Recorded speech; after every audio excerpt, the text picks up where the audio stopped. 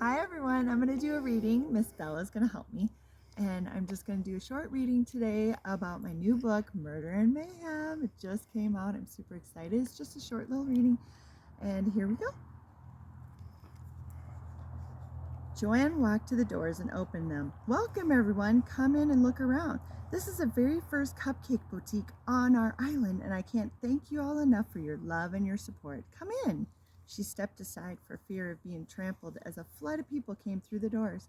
She counted, and there were about 24 of her family and friends testing cupcake samples, buying large boxfuls of assorted cupcakes. Hours flew by, and by noon, Joanne and Leigh were using up the last large bag of flour and the rest of their ingredients to make as many cupcakes as they could. Leilani called her best friend to come and help. They had not anticipated selling so many sweets on this very first day, but they were very pleased. There wasn't a lull until they ran out of chocolate and hazelnut, vanilla, and cheesecake cups. A tall, thin woman bought the last cheesecake when a robust woman behind her shouted, "Hey, I'll buy that for double the price." The other lady walked toward the front doors with her bag of goodies as she said, "No way."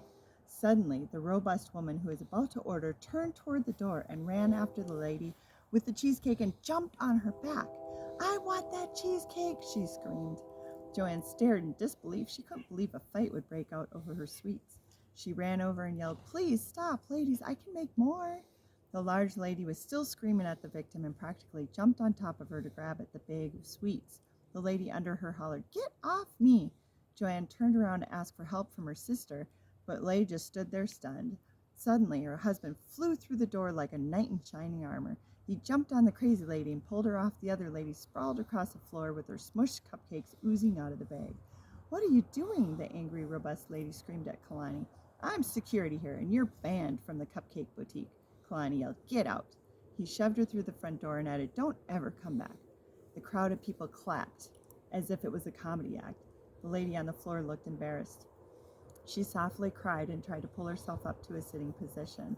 Joanne kneeled down to help her. "I'm so sorry. Are you okay?"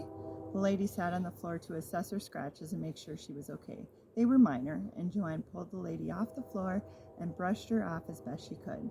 She looked like she'd been in a colorful food fight. She looked into Joanne's eyes and tearfully asked, "Why would that lady do such a thing?" Joanne sighed, "I don't know, but I'm so sorry. Your next order is on us. Whatever you want, you can have." "Really? I'll hold you to that," she smiled, while smudges of cupcakes still on her face, and she tried to wipe them off with the collar of her t-shirt. "Absolutely." So I'm going to stop that one there, and I just want to let you know this is on Amazon, and there's a bunch of links I will be posting online. I hope you liked a little story time. It's every Monday night at 6 p.m., and I'll see you next week. Thanks.